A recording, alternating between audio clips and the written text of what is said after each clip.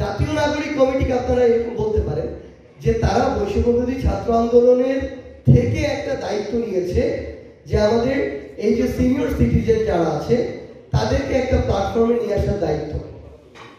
এবং সবচেয়ে গুরুত্বপূর্ণ যে বিষয়টি সেটি হচ্ছে এই দুইটার কোনোটাই পলিটিক্যাল প্ল্যাটফর্ম এখনো না, ভবিষ্যতে হবে না।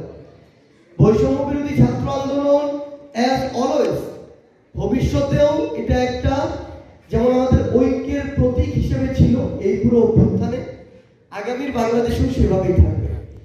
জাতীয় নাগরিক কমিটি এটা কোনো রাজনৈতিক দল হবে না। জাতীয় নাগরিক কমিটি এই নামে আগামীর বাংলাদেশে কোনো রাজনৈতিক রেজিস্ট্রেশন প্রাপ্ত যে দল হয় এরকম হবে না। কিন্তু জাতীয় নাগরিক কমিটি একটি রাজনৈতিক শক্তি, কিন্তু রাজনৈতিক শক্তি যেটি হবে এটি হচ্ছে লিডারশিপ তৈরি করবে আগামী বাংলাদেশে। পাশাপাশি এই প্ল্যাটফর্মটা একটা প্রেশার গ্রুপ হিসেবে কাজ করবে আগামীর বাংলাদেশে। শেখ হাসিনা বিগত 16 বছরে বাংলাদেশের উন্নতি দেখিয়েছে কিছু অবকাঠামো নিয়ে, মেট্রোয়ে, পদ্মা সেতু, এক্সপ্রেসওয়ে, কর্ণফুলী টানেল, এগুলো দিয়ে। কিন্তু একটা দেশের উন্নতি কখনো কয়েকটা অবকাঠামো দিয়ে হতে পারে না।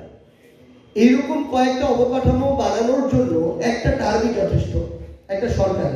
কিন্তু বিগত 3 থেকে 4টি টার্মে যে জিনিসটি হয়েছে, এই অবকাঠামোগুলোকে চোখের সামনে দেওয়া হয়েছে, মানুষ এগুলো দেখে এবং এগুলোকে সামনে নিয়ে ভিতরে ভিতরে যত রকম অপকর্ম করা যায়, দুর্নীতি করা যায়, লুটপাট করা যায়, অর্থ পাচার করা যায়, সেগুলো করা হয়েছে।